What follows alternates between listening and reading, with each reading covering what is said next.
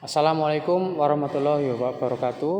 Perkenalkan, saya Redgani Safitra, dosen Prodi Sarjana Terapan Sistem Pembangkit Energi Politeknik Elektronika Negeri Surabaya.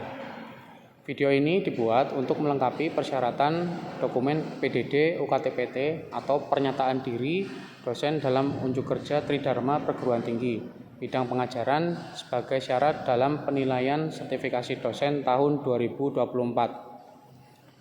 Pada video ini saya akan menjelaskan tentang salah satu mata kuliah yang saya ampu di Prodi Sarjana Terapan Sistem Pembangkit Energi dengan metode DIA atau Delivery, Interaction, dan Assessment. Saya akan menjelaskan tentang mata kuliah Termodinamika 2 dengan kode mata kuliah PE 042101 yang akan dipelajari oleh mahasiswa semester 2 dengan bobot 2 SKS dan 2 jam tatap muka dalam seminggu.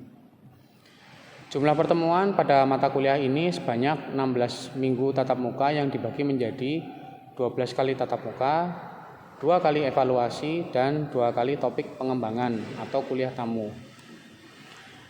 Termodinamika 2 adalah mata kuliah teori keahlian inti prodi sebagai penunjang untuk melakukan perancangan sebuah pembangkit listrik dari sudut kajian termal, dan juga digunakan untuk melakukan analisa pada proses pengkondisian udara suatu ruangan dengan menggunakan diagram psikometrik. Mata kuliah ini juga akan membahas tentang peralatan-peralatan yang ada di sebuah pembangkit listrik, terutama pada PLTU, PLTG, dan PLTGU, serta komponen-komponen alat refrigerasi pada siklus refrigerasi. Analisa secara termal dilakukan untuk mengevaluasi performa dari beberapa siklus, diantaranya siklus Rankine, siklus Otto, siklus diesel, siklus Brayton, dan siklus refrigerasi. Dalam kuliah ini, mahasiswa diharapkan mampu memenuhi CPMK, yaitu yang pertama, mahasiswa mampu menghitung performa siklus daya uap, yang kedua, mahasiswa mampu menghitung performa siklus daya gas, yang ketiga, mahasiswa mampu menghitung performa siklus refrigerasi, dan yang keempat, mahasiswa mampu menganalisa proses yang terjadi pada diagram psikometrik. Dalam kuliah ini ada beberapa materi pokok yang akan disampaikan, yaitu siklus daya uap, siklus daya gas, siklus refrigerasi, campuran gas ideal, dan aplikasi psikometrik. Dalam kuliah ini ada beberapa buku referensi yang dapat digunakan, antara lain dari Fundamental of Engineering Thermodynamics edisi 5 dari Moran dan Shapiro, kemudian ada Fundamentals of Thermodynamics dari Sontag, kemudian ada Thermodynamics and Engineering Approach dari Cengel, dan ada Refrigerasi dan Pengkondisian Udara edisi kedua dari Stoker dan Wilbert.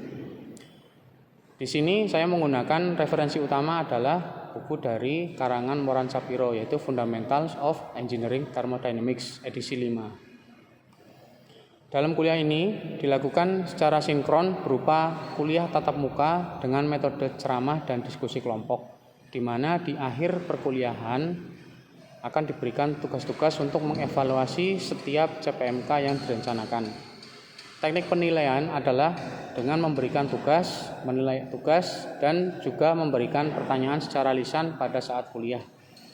Untuk bobot penilaian pada mata kuliah ini adalah tugas sebesar 15%, kuis sebesar 20%, UTS sebesar 30%, dan UAS sebesar 35%. Berikut ini adalah rekaman video pembelajaran mata kuliah Termodinamika 2 untuk pertemuan kedua yang dilakukan secara sinkron di dalam kelas. Selamat menyaksikan. Assalamualaikum warahmatullahi wabarakatuh. Waalaikumsalam warahmatullahi wabarakatuh. Sebelum memulai perkuliahan hari ini, akan lebih baik kita berdoa terlebih dahulu agar ilmu yang kita peroleh hari ini barokah dan bermanfaat. Silakan dipimpin doa Mas Firman. Baik teman-teman, sebelum kita memulai mata kuliah termodinamika hari ini, alangkah baiknya kita berdoa terlebih dahulu menurut kepercayaan masing-masing. Berdoa dimulai.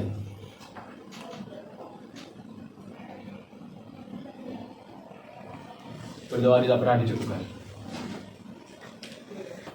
Masih semangat? Masih. Oke, kita lanjutkan kuliah hari ini untuk mata kuliah termodinamika 2 untuk pertemuan kedua.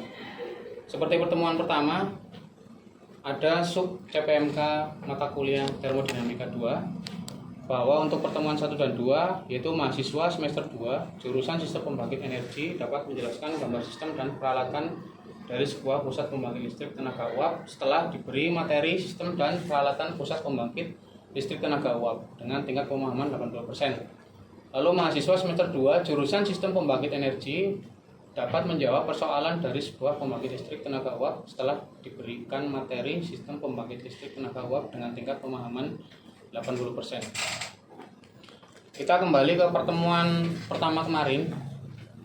Di pertemuan pertama kita sudah belajar tentang sistem pembangkit listrik tenaga uap secara sederhana menggunakan siklus Rankine. Jadi di pertemuan pertama kemarin ada 4 komponen utama untuk PLTU sederhana. Yang pertama ini ada boiler, kemudian ada turbin, ada kondensor, dan ada pompa. Di mana nanti turbin yang berputar akan dikoppel dengan poros generator sehingga menghasilkan listrik. Kemudian di sini ada gas buang dari boiler akan dibawa menuju ke cerobong atau stack. Pada pertemuan kali ini akan saya jelaskan tentang pembangkit listrik tenaga uap dengan siklus yang kompleks. Jadi ini adalah siklus PLTU yang saya ambil dari salah satu pembangkit listrik tenaga uap berbahan bakar batu bara yang berada di Indonesia. Ya, seperti kita ketahui, di sini ada komponen utama yang saya sebutkan tadi. Ada turbin, kemudian di sini ada pompa, kemudian ada boiler yang di dalamnya terdiri dari economizer, superheater, reheater, kemudian di sini ada water wall tube. Lalu ada kondensor di sini. Yang pertama akan saya jelaskan adalah siklus bahan bakar. Jadi bahan bakar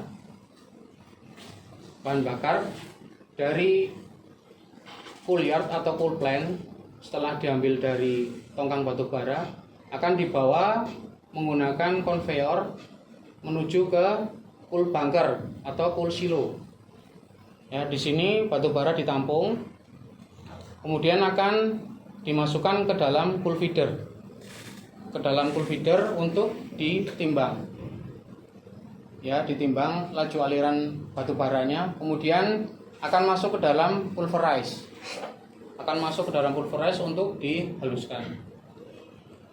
Lalu di dalam pulverize setelah halus, batu bara akan dibawa menuju ke burner. Yang membawa batu bara tersebut adalah udara dari primary air heater di sini. Ya, jadi serbuk batu bara butuh dorongan untuk menuju ke furnace.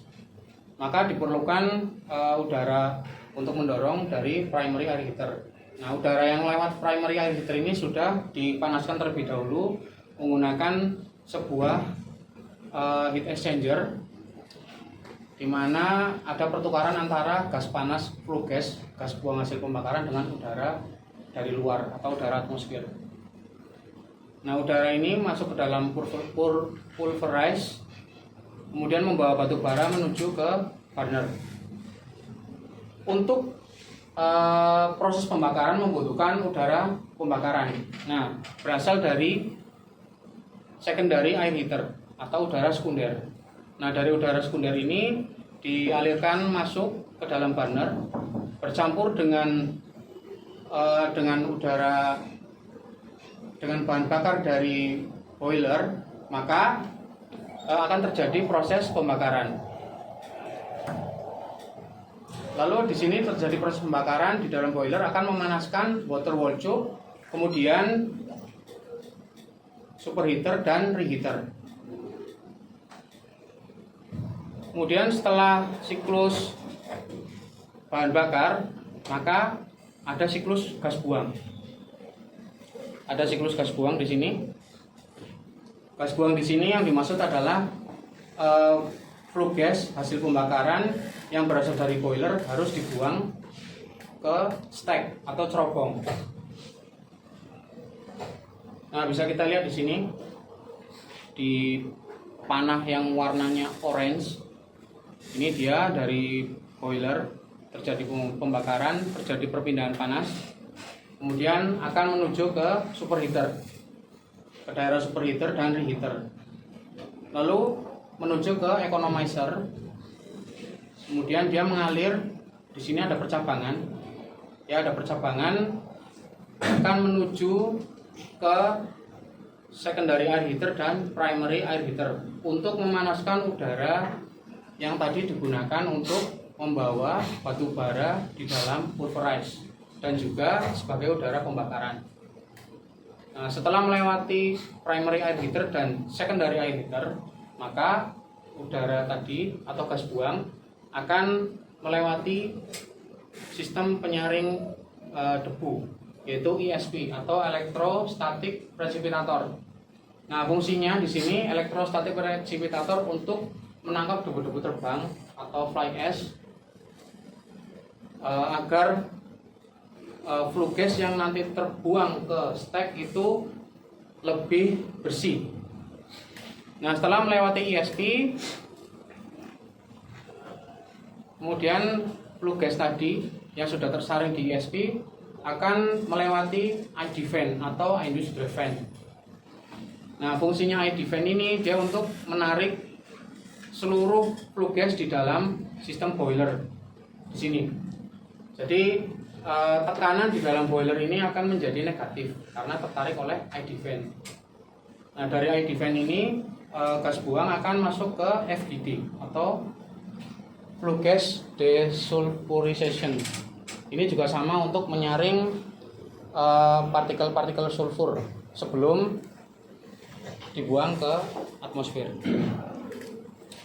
Lalu setelah melewati FGD, maka gas buang dapat dirilis ke angkasa dengan temperatur 120 sampai 150 derajat Celcius. Jadi kenapa kok harus disaring dulu? Karena biar tidak menimbulkan hujan asam. Kemudian temperaturnya supaya turun, biar mengurangi pemanasan global. Nah, selanjutnya ini yang paling penting, siklus uap airnya. Di siklus uap air dimulai dari kondenser. Ya, air kondensat di sini. Jadi steam di dalam low pressure turbine itu akan turun ke kondensor karena tekanan kondensor minus. Tekanan kondensor adalah vakum. Dari kondensor ini air kondensat dipompa menggunakan kondensat extraction pump menuju low pressure feed water heater. Di low pressure feed water heater, air kondensat dipanasi atau dinaikkan temperaturnya dengan menggunakan panas yang berasal dari ekstraksi uap di low pressure turbine. Kemudian air kondensat yang sudah melewati low pressure heater dibawa menuju ke deaerator. Nah, di deaerator ini air kondensat tadi dispray oleh cairan yang dicampur dengan bahan kimia dengan tujuan untuk menghilangkan gelembung. Karena setelah melewati deaerator maka akan menuju ke boiler feed pump. Nah, jika cairan yang menuju ke pompa mengandung gelembung udara maka akan menimbulkan kavitasi, menimbulkan rusaknya impeller yang menjadi kopeng atau bolong-bolong. Nah, makanya di deaerator ini dispray dulu agar yang masuk ke dalam boiler feed pump itu full kondisinya cair. Dari deaerator masuk ke boiler feed pump. Nah, di sini gambarnya ada dua ya. ada boiler feed pump motor driven dan turbine driven.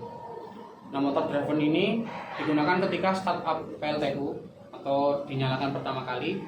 Kemudian untuk turbine driven setelah uapnya sudah mulai running. Dari BFP ini akan dipompa menuju high pressure feed water heater. Tujuannya sama, untuk dipanaskan awal, panaskan lanjut sebelum masuk ke economizer. Pemanasan ini diperoleh panasnya dari turbin tekanan tinggi atau ekstraksi uap turbin tekanan tinggi. Dari high pressure feed water heater masuk ke dalam economizer.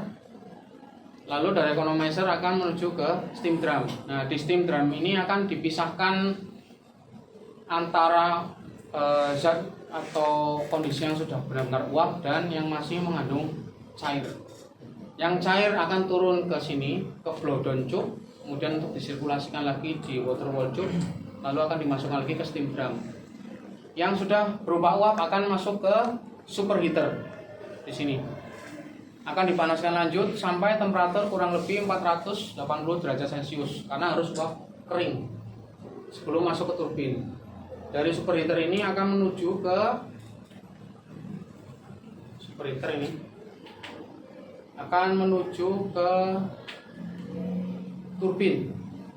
turbin tekanan tinggi. Nah, uap yang menuju turbin tekanan tinggi sebelum masuk turbin ada namanya governor valve atau katup pengatur. Katup pengatur ini berfungsi untuk mengatur berapa jumlah steam yang masuk ke dalam turbin tekanan tinggi. Setelah masuk turbin tekanan tinggi, maka terjadi ekspansi, turbin berputar dan uapnya akan menuju ke reheater. Kenapa kok harus menuju reheater? Karena uap tadi masih bisa dimanfaatkan lagi dengan dipanaskan kembali. Yang berwarna orange ini dia menuju ke reheater. Reheater berada di dalam boiler dekat dengan superheater. Di sini akan dipanaskan kembali, lalu dikembalikan lagi ke turbin tekanan menengah atau intermediate pressure turbine. Di turbin tekanan menengah, kemudian uapnya akan menuju ke turbin tekanan rendah. Nah, biasanya di cabang 2, ada kanan kiri.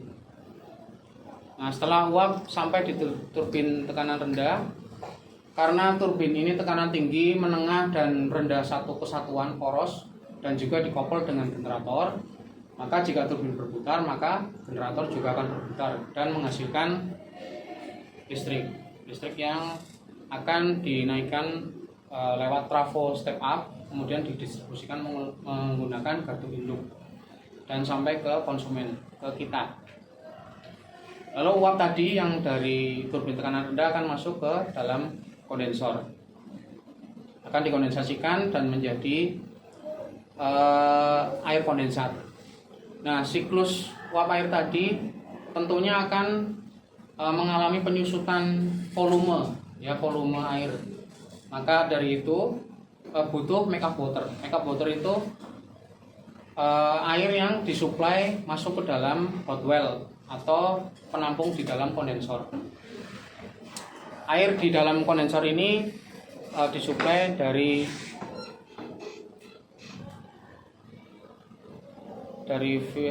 feed water tank, ya, di mana air tadi berasal dari air laut yang sudah dimurnikan atau demineralize menggunakan proses osmosis atau di proses lain di water treatment plant.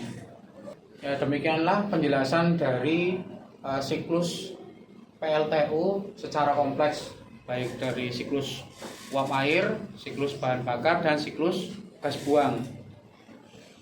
Sekarang di sesi tanya jawab, saya mau bertanya ke kalian untuk mengecek apakah memperhatikan atau tidak yang saya jelaskan. Pertanyaan pertama, di sini ada boiler feed pump. Ada boiler feed pump. Di sini ada 2, ada turbine driven dan motor driven. Apa bedanya? Ada yang bisa jawab? Atau saya tunjuk ya? Ya, mohon silakan. Bisa menjawab. Untuk boiler feed paham itu kan ada dua, jadi ada motor itu digunakan untuk pertama kali menyalakan siklus dari PLTU itu sendiri, dan untuk yang turbin itu ketika siklus itu sudah berjalan atau sudah steady. Oke, bagus jawabannya. Pertanyaan selanjutnya tentang siklus yang tadi saya jelaskan. Tadi kan ada siklus bahan bakar, siklus gas buang, dan siklus uap air. Nah, bisa tolong dijelaskan untuk siklus bahan bakar? Ada yang bisa dijelaskan? Untuk siklus bahan bakar itu dimulai dari batu bara yang terletak di cold plane, dibawa menggunakan konveyor menuju cold silo, lalu dilanjutkan ke cold feeder. Di cold feeder itu dihancurkan partikelnya jadi lebih kecil menuju pulverizer. Dari pulverizer itu nanti ke boilernya dibantu menggunakan primary air heater. Lalu habis dari burner itu masuk ke boiler. Untuk pembakarannya di boiler nanti dibantu dengan secondary air heater. Oke, terima kasih. Bagus jawabannya. Oke, baiklah. Tadi kan saya sudah jelaskan siklus secara kompleks, siklus PLTU secara kompleks. Sekarang saya mau tahu atau mengevaluasi, kalian masih ingat nggak apa siklus Rankine secara sederhana? Mungkin bisa digambarkan.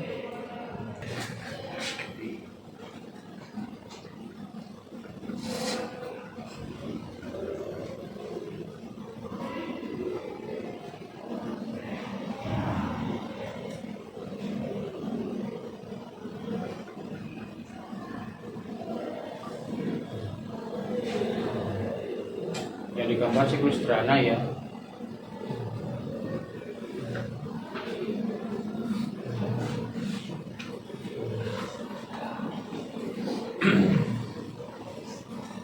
Ayo jelaskan ke teman-temanmu.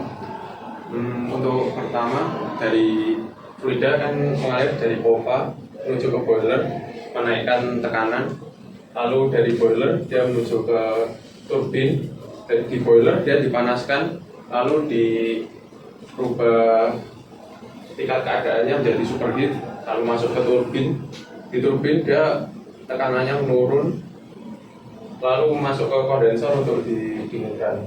Di kondensor dia membuang kalor, lalu di pompa dia membutuhkan kerja, lalu di boiler dia kalornya masuk, untuk di turbin dia mengeluarkan kerja. Sudah, itu saja. Itu saja. Oke, terima kasih Raswara. Silakan duduk. Terima kasih. Baiklah, terima kasih kepada mahasiswa yang tadi sudah menjawab pertanyaan dari saya. Untuk mengevaluasi dari hasil pertemuan hari ini, maka saya akan memberikan tugas. Nah, tugasnya adalah menjelaskan kembali menggunakan rekaman video untuk siklus uap air, siklus bahan bakar, dan siklus gas buang untuk sistem PLTU kompleks seperti yang saya jelaskan sebelumnya. Video durasinya maksimal 30 menit. Apa ada pertanyaan tentang tugas yang saya sampaikan?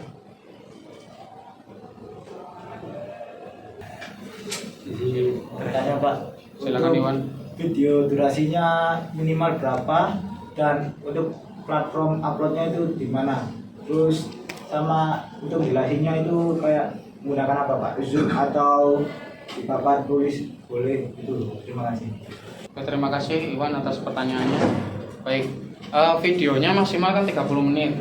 Nah, minimalnya sekitar 25 menit. Jadi sudah saya estimasikan kalian akan menjelaskan ketiga siklus tersebut kurang lebih 25 sampai 30 menit. Kemudian diunggah di mana? Bisa kalian unggah di Google Drive atau paling enak di YouTube. Karena nanti saya dapat link YouTube-nya, lebih mudah untuk melihat tanpa harus mendownload. Kemudian apalagi tadi pertanyaannya Iwan? Menjelaskannya itu lewat Zoom atau bisa papan tulis? Oh, baik. Bisa seperti saya tadi menjelaskan. Kalian nanti saya kopikan siklus ini ya. kalian bisa menyorot nanti mungkin di kelas atau mungkin di mana terserah, atau mungkin menggunakan layar terpisah. Kalian bisa menjelaskan menggunakan kertas atau papan tulis, atau bisa juga menggunakan platform Zoom. Kalian record, nanti kemudian hasilnya kalian edit biar bagus dan diunggah di YouTube. Dan nanti linknya bisa dikirim, dijadikan satu melalui PC. Ada lagi yang ditanyakan? Ya silakan Huda. Untuk deadline pengumpulannya kapan ya Pak ya? Untuk deadline pengumpulan saya beri waktu 1 minggu. Jadi pertemuan kelas termodinamika minggu depan harus dikumpulkan. Oke? Baik Pak. Baiklah, untuk pertemuan kedua kali ini saya cukupkan. Sebelum kita mengakhiri perkuliahan hari ini, mari kita berdoa terlebih dahulu. Tolong dipimpin doa, Mas Firman. Baik teman-teman, sebelum kita menutup mata kuliah hari ini, alangkah baiknya kita tutup dengan doa terlebih dahulu. Berdoa sesuai dengan kepercayaan masing-masing. Berdoa juga.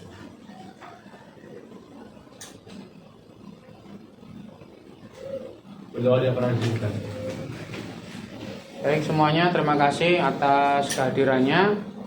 Tetap semangat. Saya tutup. Wassalamualaikum warahmatullahi wabarakatuh. Waalaikumsalam warahmatullahi wabarakatuh.